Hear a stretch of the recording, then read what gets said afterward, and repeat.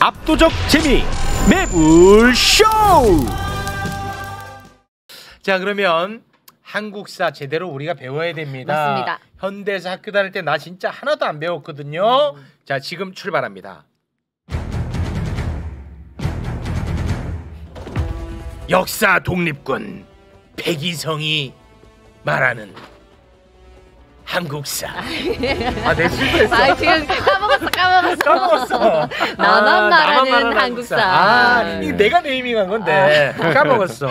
자, 역사 독립군 백이성 선생님 어서 오십시오. 안녕하십니까. 네, 반갑습니다. 예.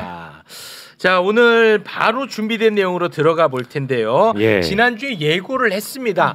예. 노무현 대통령에 대한 이야기를 하겠다. 네. 예. 노무현이라는 인물은 원래는 이제 변호사였거든요. 그런데 YS에 의해서 정계 입문한 걸로 저는 알고 있고, 그렇습니다. 그 외에는 아는 바가 없습니다. 아는 바가 없습니까? 별로 없어요. 아는데도 모르는 척 해야 아니, 되죠. 몰라요. 아는데도 네. 모르는 척. 네. 예. 저도 그렇게 생각합니다. 예. 그럼 저는 모르는데도 아는 척하도록 하겠습니다. 네, 잘 알려주세요. 노무현 예. 한번 우리가 되짚어 볼까요? 예. 노무현 대통령님은 제가 살던 지역구에서 맨 처음에 출마하셨습니다. 그게 언제입니까? 1988년도에 88년도에 제가 중학교 1학년 때 제가 살던 지역구인 부산 동구 지역구에서 부산 동구. 출마하셨습니다. 그때 당시에 예. 부산 동구에는 노무현 대통령 노무현 대통령 말고 그 누가 유명했어요?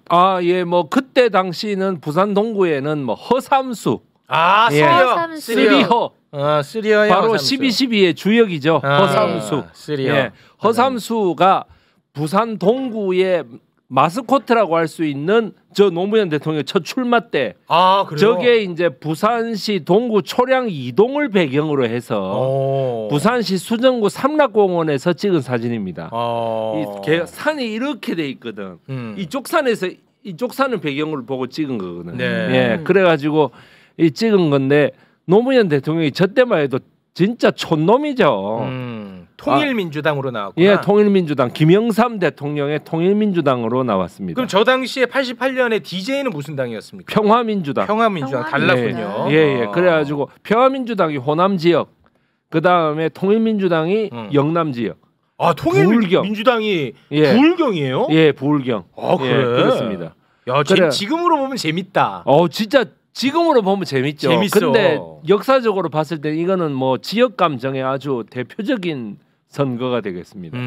그래가지고 이제 88년도에 허삼수 후보가 부산 동구의 랜드마크인 부산중학교, 부산중앙초등학교, 부산고등학교 이 3대 학교의 총동창 회장을 전부 맡으면서 거의 뭐 압도적으로 앞서 나가기 시작합니다. 처음에는 압도적으로 앞서 나가기 시작하는데 김영삼 대통령이 한번 와서 노무현 대통령 손을 번쩍 들고 나라의 모든 대소사를 노무현 후보와 함께 하겠습니다 하는 순간 떴어? 완전히 확 뒤집어집니다. 와, 거기서 떴어. 예, 그래가지고 수정 삼락공원에서 저거를 확 뒤집는 순간 삼락공원이 아니고 죄송합니다. 정산공원입니다. 큰일 날 뻔했네. 삼락공원은 삼락동에 있는 다른 공원인데 정산공원입니다. 정산공원이 확 뒤집어집니다. 진짜. 그러면서 노무현이라는 사람이 이제 그야말로 촌놈 변호사에서 이제 잘생긴 변호사로 이제 등극을 하죠. 잘생긴 변호사요? 예. 촌놈 변호사에서 잘생긴 변호사. 사람들의 평가가 완전히 달라진 사람입니다. 그렇게는 가지 않았으면 좋겠습니다. 진짜입니다. 그거는 우리 할머니의 의견을 들어봐도 마찬가지입니다. 그럼 인정할게요. 우리 할머니께서 이렇게 제 손을 잡고 제가 중학교 1학년 때인데 제 손을 잡고 이제 시장을 가시다가 노무현 대통령이 밑에서 걸어 올라왔단 말이죠. 그때 당시 후보였는데 그래가지고 노무현 제가 하겠습니다 이러고 올라오는데 우리 할머니 친구가 옆에 있다가 이번에는 허삼수가 돼야 돼요 라고 얘기를 한 거예요. 허삼수도 통일민주당이에요? 허삼수는 민정당. 민자당. 민정당. 민주정의당. 전두환 정당. 민정당. 예, 그래서 이번에는 민정당이 돼야 돼요라고 얘기하니까 노무현 대통령이 제가 돼도 됩니다라고 얘기하면서 우리 할머니한테로 이제 이 화제를 돌리려고 하니까 우리 할머니께서 이렇게 웃고 계신단 말이죠. 그리고 우리 할머니께서 이렇게 손을 잡으면서 노무현 대통령이 다음과 같이 얘기했습니다. 저를 보시고는 아이고 막내신가 봐요. 어머니가 참 막내를 데리고 보기 좋으시네요. 이렇게 되는 거예요. 그러면서 우리 할머니가 기분이 업돼가지고 할머니가 98년도 돌아가실 때까지 노무현입니다. 우리 너무 개인 역사를 아니 그냥 노무현입니다. 그냥 그러니까 아무튼 뭐 아니 다른 이성적 판단 필요 없습니다. 다 노무현입니다. 그냥 좋습니다. 그래서 우리 할머니를 보고 노무현을 왜 좋아하냐라고 사람들이 물었을 때에 당과 같이 얘기하니까 사람들이 전혀 공감하지 못했다. 지금도 그런 분위기네요. 그런 그게 있습니다. 아유 뭐 막내 아들이냐 그러는데 우리 할머니가 기분이 업돼가지고 자 88년에 그래가지고 이제 88년도에 그렇게 당선돼가지고 50 청문회 당선됐어요? 노무현 허삼수를 꺾었어? 허삼수를 꺾었죠. YS 덕에.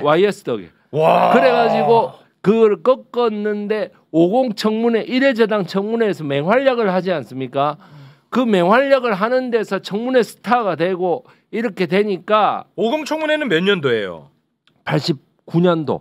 그럼 바로 당선되자마자 청문회 스타가 됐구나. 89년도에서 90년 사이에 바로 광주 청문회 뭐 1회재단 청문회 이때 이제 노무현 대통령이 히트칭은 1회재단 청문회죠. 1회재단 청문회에서 쟁점 사항이 국제그룹을 어떻게 망하게 했느냐라는 겁니다. 국제그룹을 어떻게 망하게 했느냐. 국제그룹을 전두환이 어떻게 망하게 했느냐. 이 재벌을 망하게 하는데 전두환의 입김이 들어갔느냐 안 들어갔느냐 이게 이제 가장 큰 쟁점이었거든요. 그래 이제 양정모 회장을 불러다가 이제 또 하는 장면이 되게 멋있는 장면이 많습니다. 그래 이제 하니까 거기에서 사실은 결정적인 장면들 많이 나오죠. 명패를 막 이 노무현 대통령이 집어 던지려고 하다가 이렇게 탁 내려놔 가지고 명패가 밑으로 굴러 떨어졌다 이런 장면들이라든지 그 다음에 뭐 그 전두환 대통령 하는데 막 일어나 가지고 소리치는 장면이라든지 이런 것들이 그때 당시에는 부산 사람들에게는 별로 좋게 보여지지가 않았습니다. 그래요? 이게 좀 저 못 배운 티가 난다 이런 식으로 얘기했거든. 왜냐면 고졸이었으니까. 상고졸이었으니까 못 배운 티 난다 이런 식으로 자꾸 얘기를 했거든. 그랬어요. 그래가지고 그 92년도에 결국에는 90년 YS 3당 합당 때에 이 YS를 안 따라가고 90년에 안 따라가고 그러니까 천천히 하셔도 될 것 같아요. 천천히. 왜냐하면 알아듣는 게 중요하니까 90년에 꼬마 민주당으로 남아버리니까 노무현, 이기택 이런 사람들이 YS를 안 따라가고 남아버리니까 여기에서 부산 사람들이 일종의 지가 YS 때문에 떴지 이렇게 되어버린 거죠. 배신자 프레임에 딱 배신자 프레임에 씌워졌구나. 그래가지고 왜냐면 YS가 노태우랑 손을 잡는 거니까 이건 노무현 입장에서는 이거는 내가 인정할 수 없다. 그래서 이제 같이 가지 않았는데 부산에서는 배신자 프레임에 걸렸군요. 배신자 프레임에 딱 걸려버린 거죠. 그때 자, 지금 그래서 영상 하나 보여주십시오. 지금 이 노무현 대통령이 어떻게 이 단순한 배신자의 프레임이 아니라는 것이죠. 영상 하나 소리는 안 나오는데 김영삼이 나오고 있습니다. 나오고 있어요. 거의 만장일치에 가까운. 지금 저기 이제 끌려 나가는 장면이거든요. 있습니다라는 거죠. 3당 합당 회의를 하는데 어떻게 반대 토론도 한번 하지 않고 저렇게 회의를 일방적으로 전달 사항만 딱 하고 마치느냐 이런 그게 있는 거예요. 그래서 이제 그걸 보면서 저는 저 장면 보면서 진짜 뭉클하고 진짜 정치인이다는 생각이 들었지만 당시로 거슬러 가면은 저거를 좋게 보는 사람들은 지지자들 사이에서도 없었다.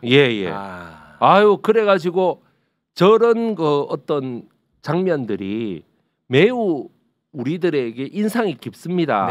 노무현 대통령이 당선되자마자 저 장면은 굉장히 영웅시되고 신화화되죠. 노무현이지 저게. 저게 노무현이다라고 하는 거가 되는데 노무현 대통령이 그러고 낙선한 뒤에 사진 한번 보여주십시오. 근데 저 때 사지가 들려서 안 끌려 나갔어요? 사지가 들려서 나가지는 않았어요. 요번에 강성희 의원처럼 그렇게 되지는 않았습니다. 저 때만 해도 저런 게 없었는데 지금은 오히려 더 심해졌네. 노무현 대통령이 떨어지고 나서 부산의 자존심, 역시 노무현이라고. 아니 그러니까 뭘 떨어졌다는 거예요? 천천히 하셔도 돼요. 예, 선생님 천천히 하세요. 천천히. 92년도에 허삼수와의 리턴 매치가 이루어지는데 리턴 매치. 부산 동구에서 노무현 대통령이 낙선합니다. 이 꼬마 민주당. 예, 민주당으로 나가는데 낙선합니다. 낙선해. 그래가지고 부산 사람들은 그때 어떻게 생각했냐면 노무현에게 본때를 보였다 이렇게 생각합니다. 지금 생각해 보면 제가 너무나 그 후회스러운 건데 저도 거기에 동의를 했어. 제가 고등학교 2학년 때거든요. 네.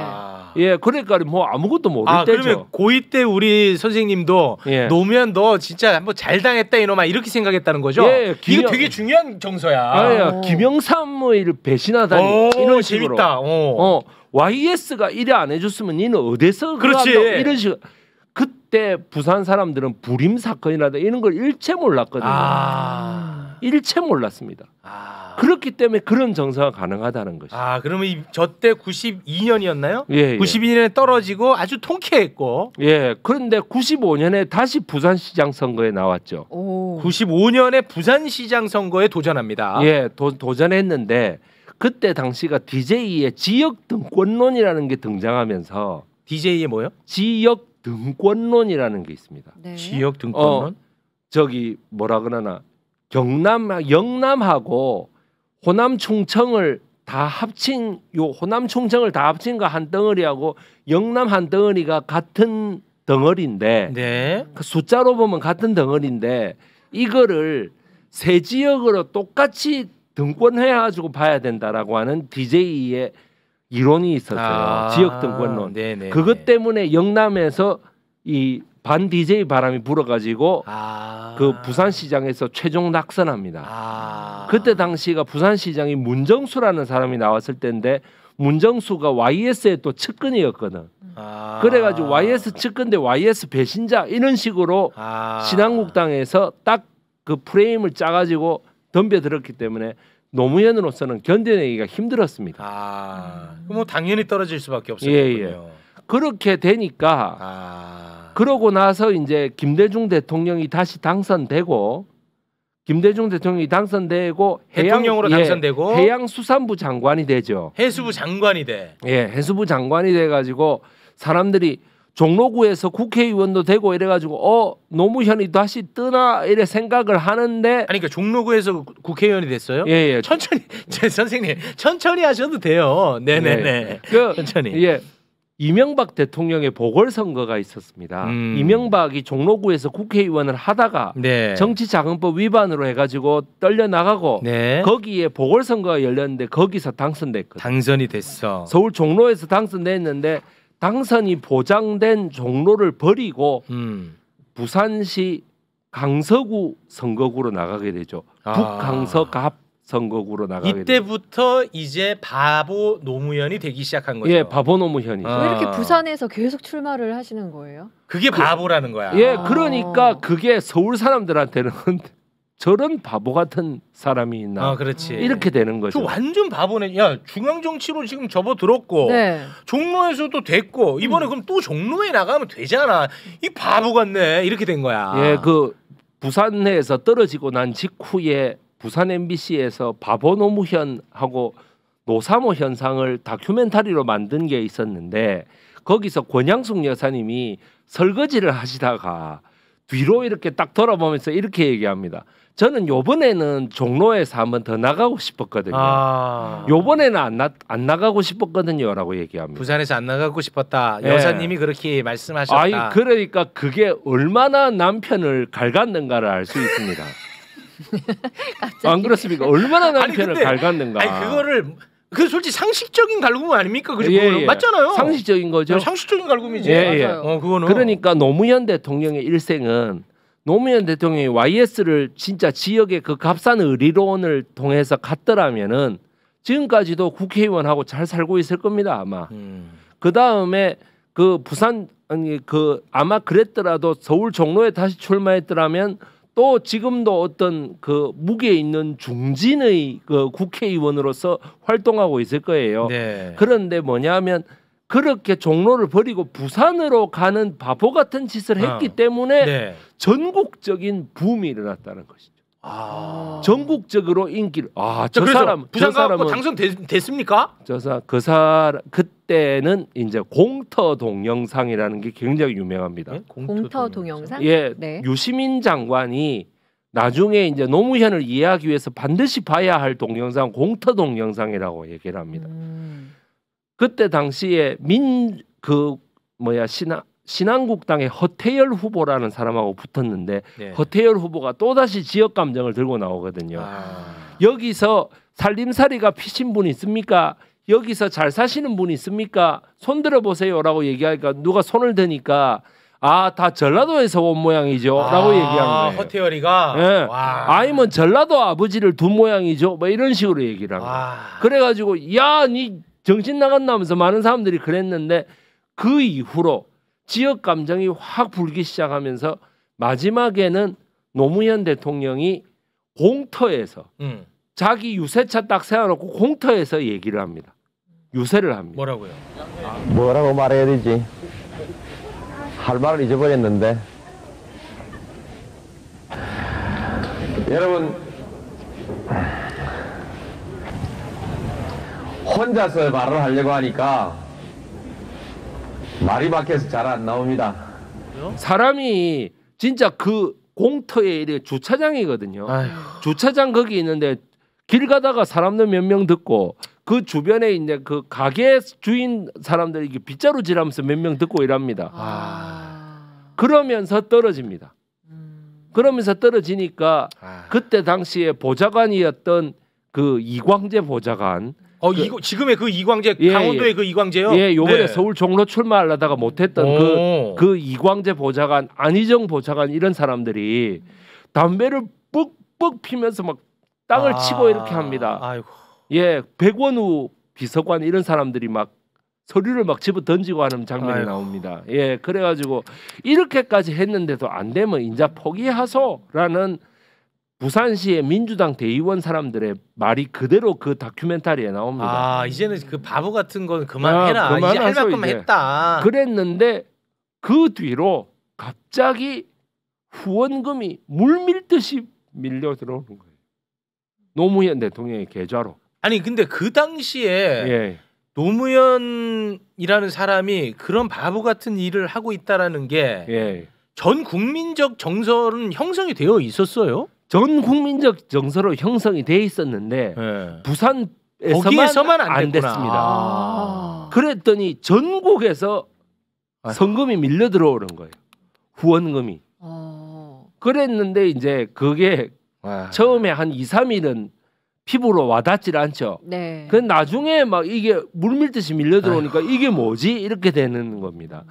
자, 노무현 대통령이 대통령으로 이제 결국에는 당선되는데 이 대통령으로 당선되고 나서 새천년 민주당의 그 국회의원들이 하고 그 노무현 대통령의 지역 감정 타파하고 안 맞죠.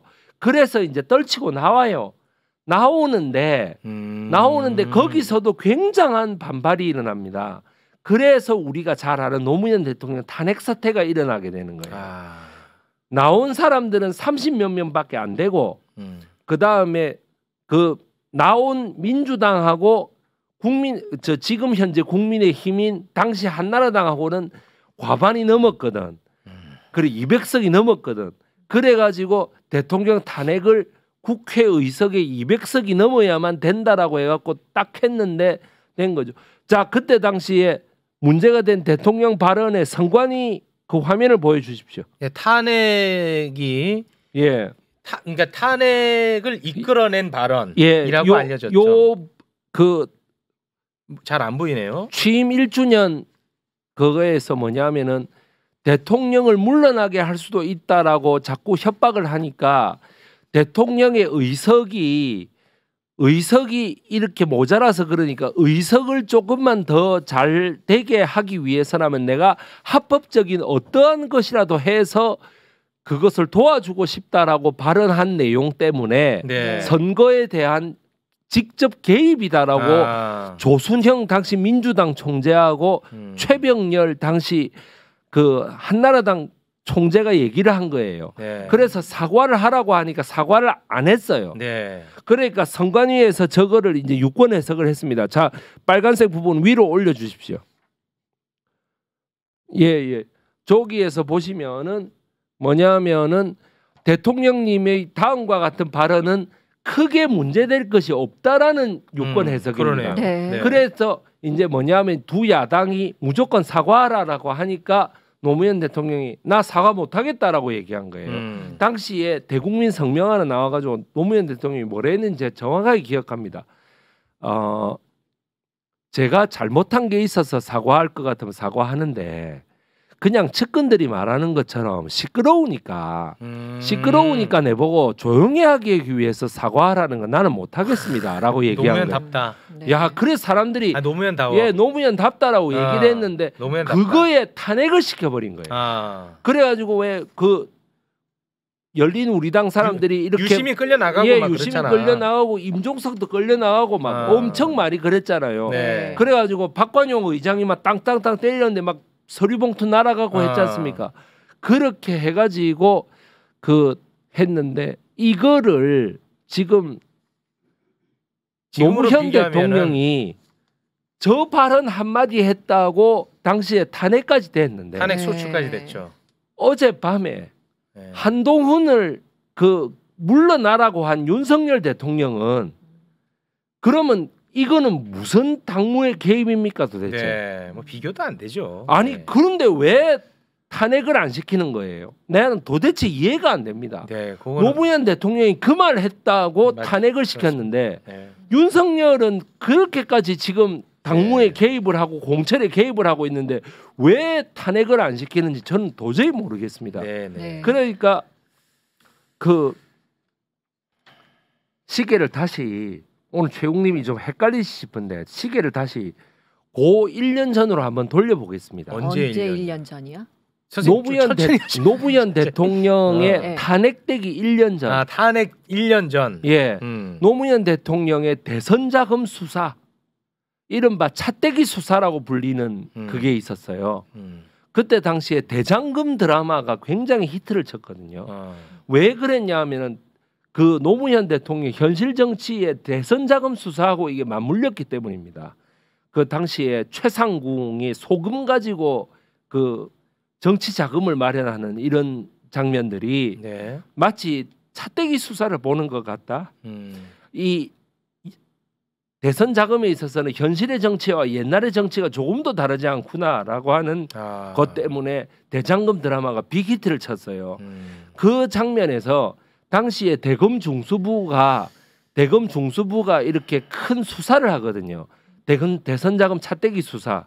이 차떼기 수사를 하는데 당시에 라인이 있었습니다. 라인. 예. 당시에 노무현 대통령이 내가 10분의 1만 그 대선 자금을 받은 게 있어도 대선 그 후보에서 대통령에서 물러나겠다라고 얘기를 했어요. 그렇게 얘기를 하니까 한나라당에서는 10분의 1이 넘지 않았느냐, 8분의 1이다라고 얘기를 하면서 대통령에서 물러날 것을 얘기합니다. 이게 말이 됩니까? 당시에 대선 자금 수사팀에 최욱님 누가 있었는지 아십니까? 그건 제가 잘 모르겠네요. 예, 우선 첫 번째 대검 중수부장은 안대희 대검 중수부장. 그 유명한 안대희. 대쪽 검사로 당시만 해도 유명했죠. 안대희. 그 다음에 그 대선 자금 중수부의 수사기획관은 문효남이라는 사람이 있었고요. 그 문효남 바로 밑에 한 3고 정도 되는 검사가 누구였게요? 그건 제가 잘 모르겠네요. 윤석열 검사였습니다. 또 나와요? 예, 윤석열 검사. 그 다음이 그 밑에 검사가 국민권익위원회 부위원장을 했던 안성욱 검사라는 사람이 있었고, 그 바로 밑에 제일 밑에 그 대검 중수부의 제일 밑에 있었던 검사가 바로 한동훈 검사가 되겠습니다. 또 나와. 예. 이 한동훈 검사가 그래서 이때부터 굵직한 수사를 맡았던 걸로 윤석열, 그 다음에 안성욱, 그 다음이 한동훈 이렇게 돼 있었죠. 그렇게 돼 있었는데 이때에 대선 자금을 탈탈 텁니다. 털어가지고 노무현 대통령이 이회창 후보보다 8분의 1 정도 받았다라는 게 되면서 노무현 대통령이 10분의 1만 받아도 내가 대통령 당선 자격을 사퇴하겠다라고 말했는데 국민의힘 지금 한나라당에서 뭐라고 했냐면 10분의 1만 내도 사퇴하겠다고 했는데 왜 안 하냐? 8분의 1이 됐는데 왜 안 하냐라고 하는 희대의 코미디 같은 발언을 해가지고 되게 유명합니다. 이 사건이.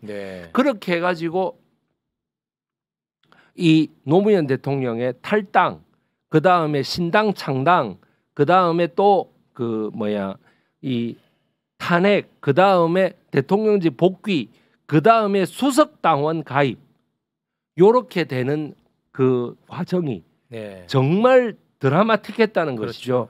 지금 이낙연이나 이준석 같은 사람들이 아무리 이렇게 자기의 탈당이라든가 창당이라든가 이런 거를 아무리 그렇게 얘기해도 이때에 이런 정말 노무현 대통령의 진심을 다한 그 다음에 지금 서울의 소리 그 백은종 기자가 이때 사실은 자기 몸에 신나를 붓고 막 하지 않았습니까? 그런 어떤 드라마틱한 상황은 절대 안 나온다라는 것이죠. 알겠습니다. 탄핵 이후에 아무튼 열린우리당 이제 창당하게 된 거죠. 그 수석당원 입당 가입식 하는 거 한번 보여주십시오.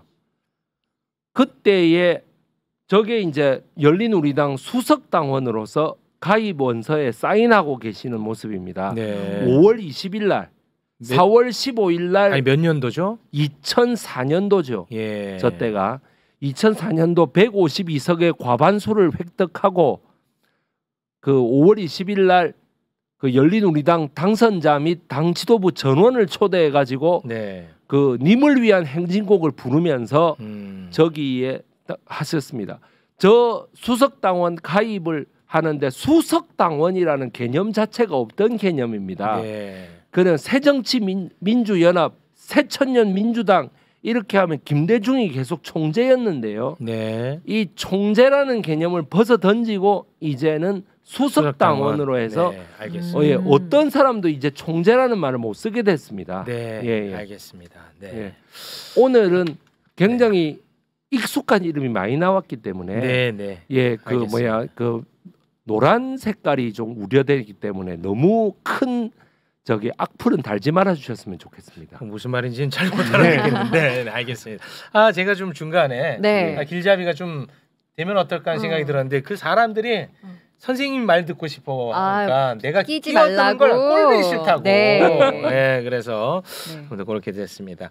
자, 그러면 오늘 노무현 대통령에 대한 이야기 요 정도로 아주 짧은 시간 안에 저희가 정리를 해봤습니다. 이거 봐봐. 중간에 끊지 말라고 난리야 나보고. 그러게요.